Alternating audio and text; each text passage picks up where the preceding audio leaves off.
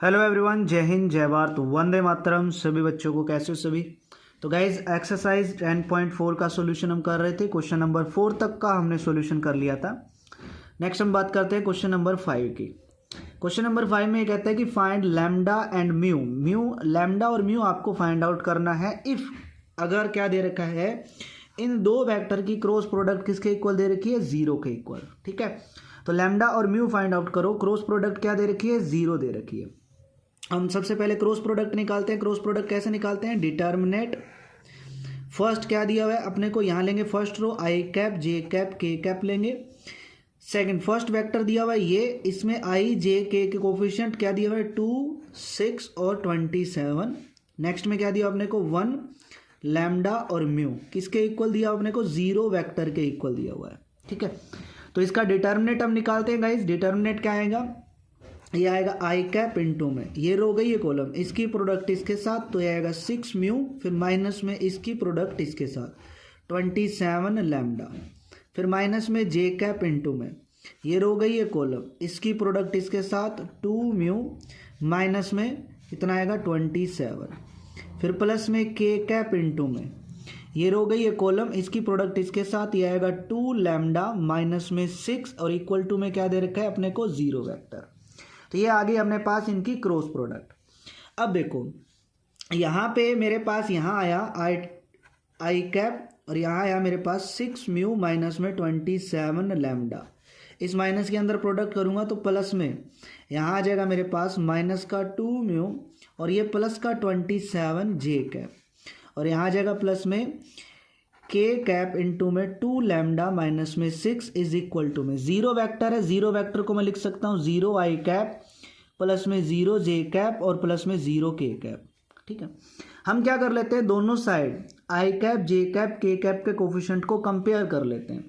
अगर कंपेयर करूंगा तो आई कैप का कोफिशिएंट यहाँ क्या है, 6 म्यू माइनस में 27 लैम्डा इज इक्वल टू में क्या आएगा, 0।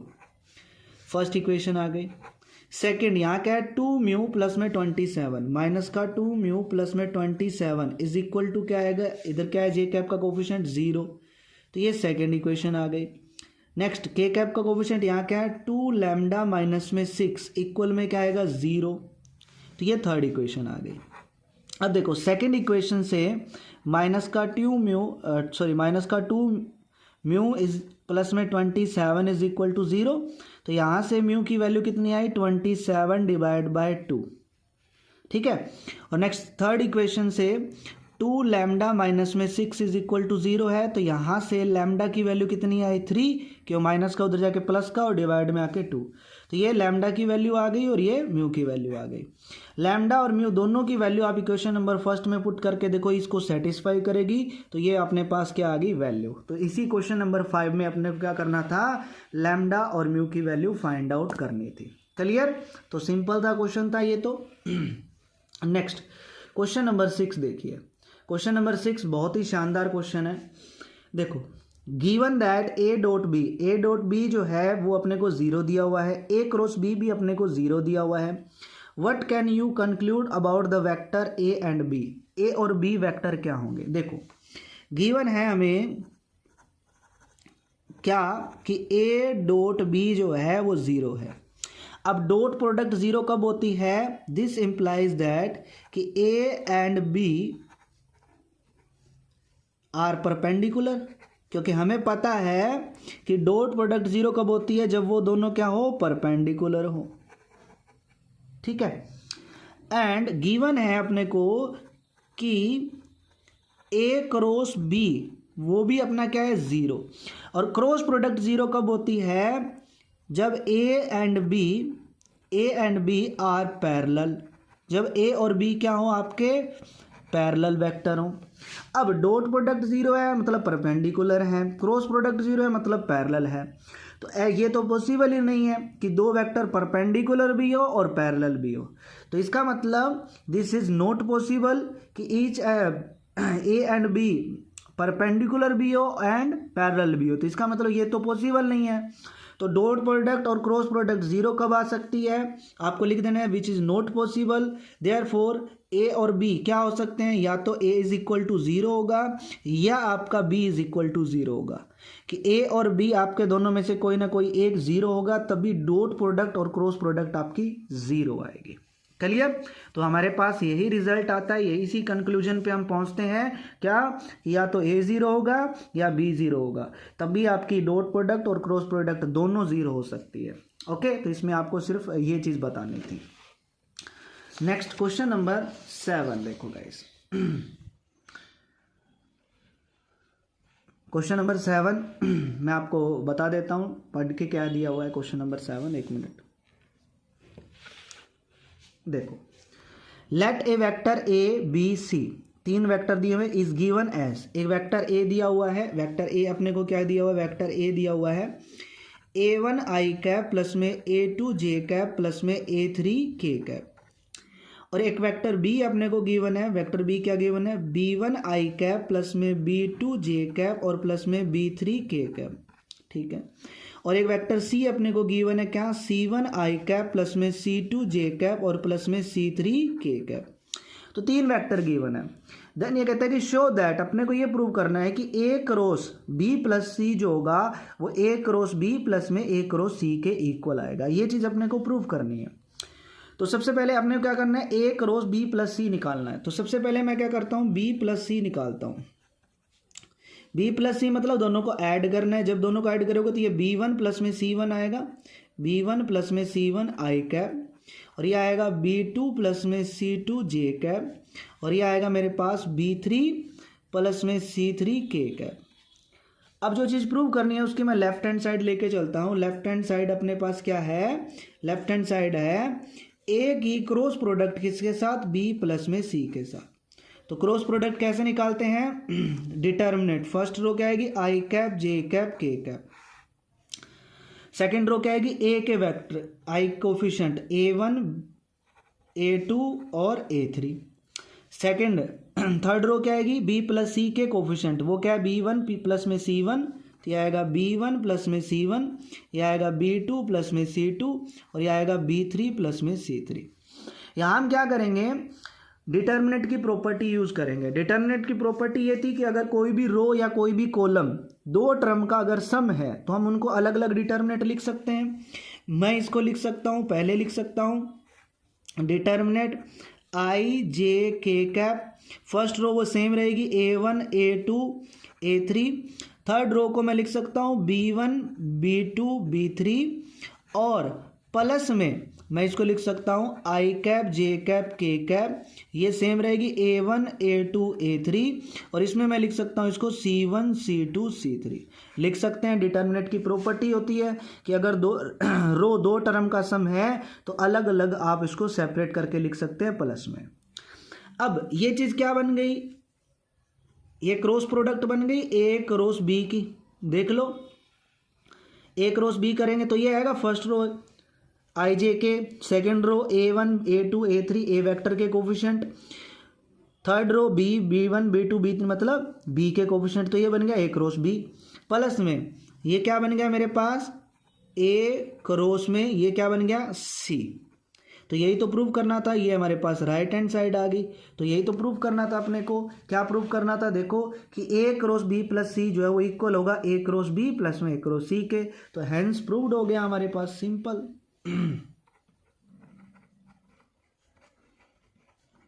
कर दिया भाई हमने प्रूव, क्लियर। तो ये सिंपल सा क्वेश्चन था, क्वेश्चन नंबर 7। नेक्स्ट चलते हैं हम क्वेश्चन नंबर 8 पे। क्वेश्चन नंबर 8 ये कहता है कि if either a is equal to 0 और b इज इक्वल टू 0, ठीक है, then a cross b is equal to 0 आएगा। ये कहता है कि अगर या तो a 0 हो या b 0 हो तो क्रॉस प्रोडक्ट आपकी क्या आएगी, 0 आएगी, ठीक है। But the converse is true, आपको बताने की क्या इसका कन्वर्स ट्रू है, मतलब अगर a क्रॉस b 0 है तो क्या a 0 आएगा या b 0 आएगा, इन दोनों में से आपको ये बताना है, ठीक है।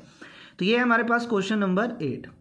देखो हमें गिवन है, सबसे पहले हम ये चीज़ लेते हैं ए को 0 और बी को 0 लेते हैं और प्रूव ये करते हैं कि क्रॉस प्रोडक्ट 0 आएगी। तो सबसे पहले हमें गिवन है कि या तो ए 0 होगा या बी 0 होगा।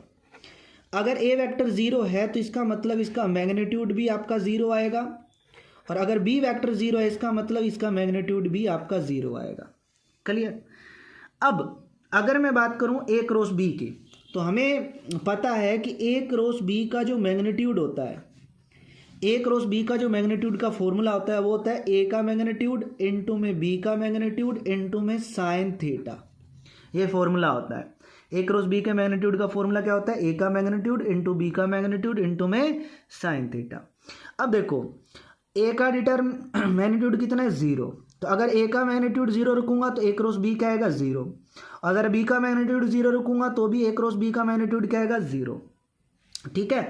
तो यहां से ये वैल्यू किसके इक्वल आई? 0 के इक्वल। तो मतलब ए क्रॉस बी का मैग्नीट्यूड 0। अब मैग्नीट्यूड 0 कब होता है? जब वेक्टर 0 हो। तो इसका मतलब ए क्रॉस बी क्या आया? 0।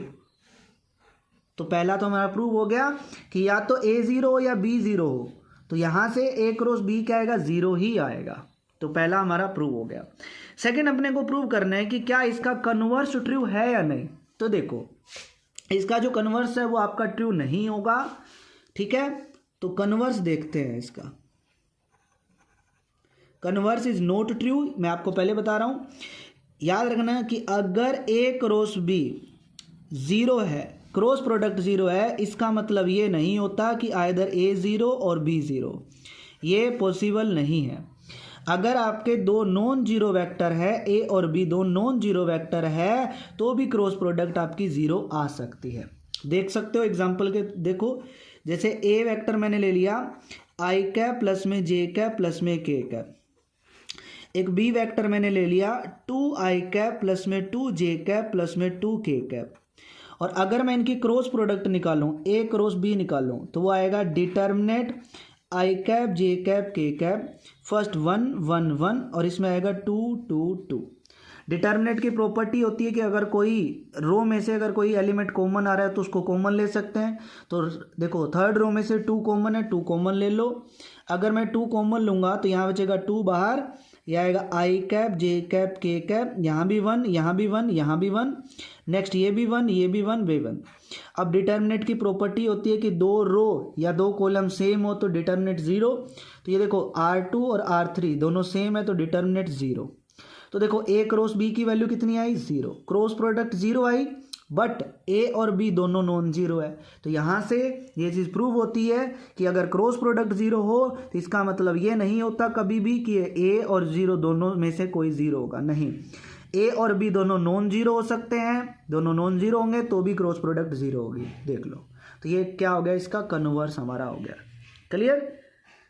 ओके। कोई भी क्वेश्चन में अगर प्रॉब्लम आती है देन आप कमेंट करके अपना डाउट क्लियर कर सकते हैं। नेक्स्ट क्वेश्चन जो कि इंपॉर्टेंट क्वेश्चन है, एग्जाम में आ सकता है गाइस। ये कहता है कि क्वेश्चन नंबर 9 में find the area of triangle with the vertices, जिसके वर्टिसेस अपने को गिवन है ए बी सी। ठीक है। तो पहले मैं आपको इसका थोड़ा कंसेप्ट बता देता हूँ। सिंपल सा है कंसेप्ट, इसका फॉर्मूला बता देता हूँ। देखो अगर अपने को एक ट्राइंगल दिया हुआ है जिसके वर्टिसेस दे रखे हैं ए बी और सी। ठीक है। तो एरिया ऑफ ट्राइंगल का फॉर्मूला क्या होता है? एरिया ऑफ ट्राइंगल का फॉर्मूला होता है, अगर वर्टिसेस गिवन हो तो 1/2 magnitude of A B vector cross A C vector. ठीक है।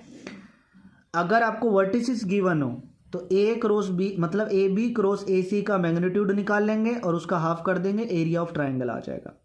और अगर आपको एरिया ऑफ ट्राइंगल निकालना हो जिसमें अगर आपको वेक्टर गिवन हो, उसने कहा कि एक वेक्टर ए है और एक वेक्टर बी है, जो आपको एडजेसेंट साइड्स गिवन है, मतलब इनके पोजीशन वेक्टर गिवन है। मतलब अब आपको ये वेक्टर ए गिवन है और ये वेक्टर बी गिवन है, जो साइड्स हैं वो वेक्टर आपको गिवन है। तो उस केस में ए क्रॉस बी का मैग्नीट्यूड कर दो और उसका हाफ कर दो, वो अपना रिजल्ट आ जाएगा। क्लियर? अगर आपको साइड्स गिवन हो, साइड्स के पोजीशन वेक्टर गिवन हो। ठीक है।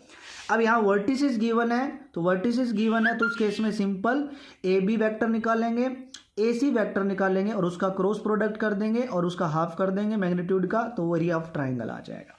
क्लियर। अब मैं इसका सॉल्यूशन आप लोगों को करवा देता हूं, देखिए।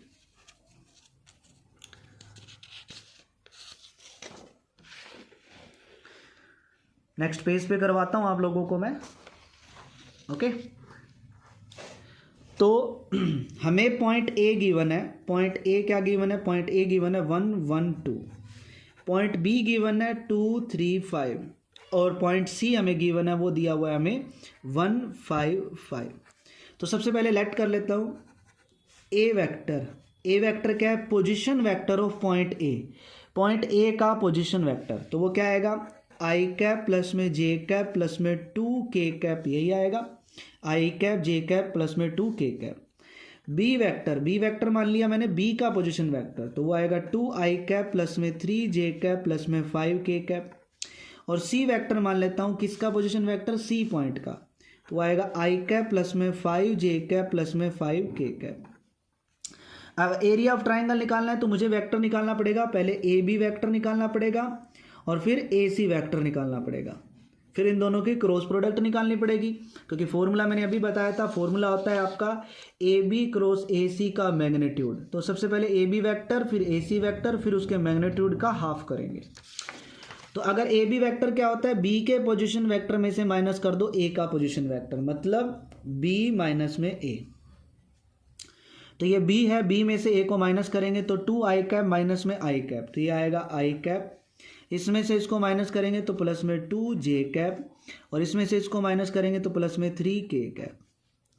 सिमिलरली सी ए सी वैक्टर क्या आएगा, सी में से माइनस कर दो ए का पोजीशन वेक्टर, तो इसमें से जब इसको माइनस करेंगे तो ये आएगा 0 आई कैप, इसमें से जब इसको माइनस करेंगे तो 4 जे कैप, और जब इसमें से इसको माइनस करेंगे तो 3 के कैप।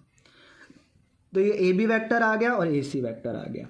अब निकालना क्या है मेरे को, A B cross A C, A B और ए सी की क्रॉस प्रोडक्ट, तो आएगा determinant first row I cap J cap K cap, second row इसके कोफिशिएंट तो आएगा 1 2 3, थर्ड रो ए सी के कोफिशिएंट वो आएगा 0 4 और 3। ठीक है, अब इसका डिटर्मिनेंट निकालो, ये आएगा आई कैप इंटू इसकी प्रोडक्ट इसके साथ 6 माइनस में इसकी प्रोडक्ट इसके साथ 12, फिर माइनस में जे कैप इंटू ये रोगी कॉलम इसकी प्रोडक्ट इसके साथ 3 माइनस में 0 इसकी प्रोडक्ट इसके साथ करेंगे 0, प्लस में के कैप इंटू ये रो गई ये कॉलम इसकी प्रोडक्ट इसके साथ 4 माइनस में 0, तो ये आया माइनस में 6 आई कैप और यह हो जाएगा माइनस में 3 जे कैप और यह हो जाएगा प्लस में 4 के कैप। तो ये आया ए बी क्रॉस ए सी। अब मुझे क्या निकालना है, इसका magnitude, A B cross A C का क्या निकालना है, मैग्नीट्यूड। तो आएगा अंडर रूट -6 का स्क्वायर 36, 9 का स्क्वायर ये 9 प्लस में इसका स्क्वायर करोगे ये, तो ये आ जाएगा 25 और 36 ऐड कर दो दोनों को, तो 25 और 36 ऐड करेंगे तो ये आ जाएगा मेरे पास 61, स्क्वायर रूट 61 आ गया, यही आएगा गाइस। ठीक है, 61 आ गया। अब एरिया ऑफ ट्राइंगल क्या था, area of triangle, area of triangle, area of triangle था 1/2 किसका, magnitude of A B cross A C. तो A B cross A C का मैग्नीट्यूड ये आया, तो ये आ जाएगा 1/2 अंडर रूट 61 स्क्वायर यूनिट। तो ये अपना आंसर आ गया। क्लियर। तो एक बार थोड़ा रिपीट कर देता हूं मैं, क्या है अपने को, ए बी सी 3 पॉइंट दिए हुए हैं तो इनके पोजीशन वेक्टर निकाल लिए। उसके बाद मुझे ए बी वैक्टर निकालना है, ए सी वैक्टर, तो बी माइनस ए, बी के पोजीशन वेक्टर में से ए का पोजीशन वेक्टर माइनस कर दो, ए सी मतलब सी माइनस ए। उसके बाद क्रॉस प्रोडक्ट कर दी इसकी और उसके बाद इसका मैग्नीट्यूड निकाल लिया और मैग्नीट्यूड का हाफ करेंगे तो वो आपके पास एरिया ऑफ ट्राइंगल आ जाएगा। क्लियर। तो ये हमारे पास क्वेश्चन नंबर 9 था। नेक्स्ट देखो गाइस, क्वेश्चन नंबर 10।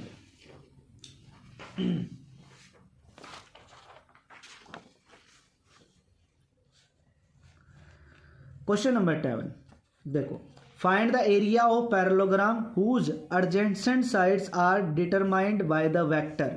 उसकी जो एडजेसेंट साइड्स गिवन है अपने को ए और बी। एडजेसेंट साइड्स का मतलब है जैसे पैरेललोग्राम ये है, उसकी एक साइड ये साइड गिवन है ए वेक्टर और ये साइड गिवन है बी वेक्टर। ठीक है, तो एरिया ऑफ पैरेललोग्राम अपने को निकालना है।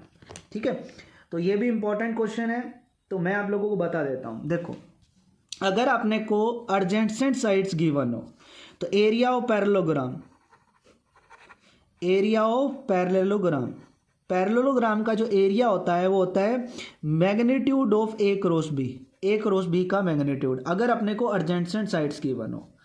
लेकिन अगर आपने को डायगोनल के वेक्टर गिवन हो, ठीक है, कि ये एक पैरेललोग्राम है, इसके डायगोनल, फर्स्ट जो एक डायगोनल है वो उसका वेक्टर ए अपने को गिवन है, दूसरा जो डायगोनल है उसका वेक्टर बी अपने को गिवन है, तो उस केस में एरिया ऑफ पैरेललोग्राम होगा 1/2 ए क्रॉस बी का मैग्नीट्यूड।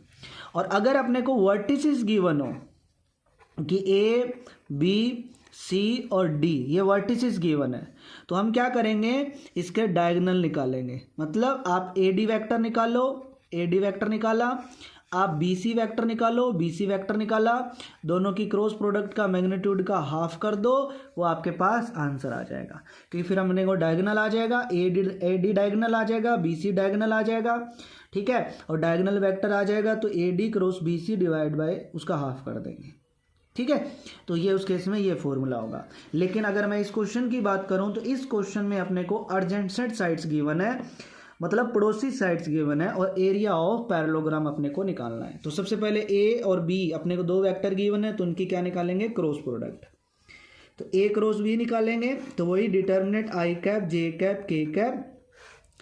फर्स्ट ए है तो ए के कोफिशिएंट 1 - 1 3, बी के कोफिशिएंट 2 - 7 और 1। तो निकाल लो क्रॉस प्रोडक्ट, वो क्या आएगी, आई कैप इंटू इसकी प्रोडक्ट इसके साथ -1 माइनस माइनस प्लस में 21, फिर माइनस में जे कैप इंटू इसकी प्रोडक्ट इसके साथ करेंगे -7 और इसकी प्रोडक्ट इसके साथ करेंगे माइनस में 2, माइनस पहले से तो प्लस का 2, फिर प्लस में के कैप इंटू में ये रो गई ये कॉलम, इसकी प्रोडक्ट इसके साथ -7 और इसकी प्रोडक्ट इसके साथ माइनस में -2 तो प्लस का 2। तो ये आ जाएगा मेरे पास 20 आई कैप और ये -5 प्लस का ये 5 जे कैप और ये आ जाएगा -5 के कैप। तो ये ए क्रॉस बी आया। अब क्या निकालना है इसका, ए क्रॉस बी का मैग्नीट्यूड, ठीक है। तो ए क्रॉस बी का मैग्नीट्यूड, तो अंडर रूट 20 का स्क्वायर 400, 5 का स्क्वायर प्लस में 5 का स्क्वायर, तो ये कितना आया 450 मतलब 450, ठीक है। और 450 को मैं क्या लिख सकता हूँ, 15√2 लिख सकता हूँ, ठीक है। क्या लिख सकता हूँ, 15√2। तो एरिया ऑफ पैरेललोग्राम क्या आ जाएगा, 15√2 स्क्वायर यूनिट, ठीक है। तो आप लोगों को लिख देना है कि area of parallelogram is equal to magnitude of A cross B. तो ये आ जाएगा 15√2 स्क्वायर यूनिट, ठीक है। तो ये आंसर आ गया। ये एडजेसेंट साइड्स गिवन थी। अगर डायगोनल गिवन होता, डायगोनल के पोजीशन वेक्टर अपने को गिवन होते तो मैं इसका हाफ और कर देता, ठीक है, तो वो अपना आंसर हो जाता। क्लियर। तो ये हमारा क्वेश्चन नंबर 10 था। तो ये हो गई गाइस हमारी एक्सरसाइज कंप्लीट, ठीक है। नेक्स्ट जो इसके 11 और 12 वो क्वेश्चन है वो ऑप्शन वाले हैं, वो आप लोग कर लीजिएगा। तो ये हमारी एक्सरसाइज गाइस कंप्लीट हो चुकी है। तो आप लोगों को वीडियो अगर पसंद आई हो तो प्लीज़ गाइस वीडियो को लाइक ज़रूर करें, शेयर ज़रूर करें। अगर कोई डाउट है तो वो कमेंट करके आप मेरे से पूछ सकते हैं। और चैनल पे न्यू है तो चैनल को सब्सक्राइब जरूर कर लें गाइस। ओके, तो नेक्स्ट क्लास में मिलते हैं। तब तक के लिए जय हिंद, जय भारत, वंदे मातरम आप सभी बच्चों को।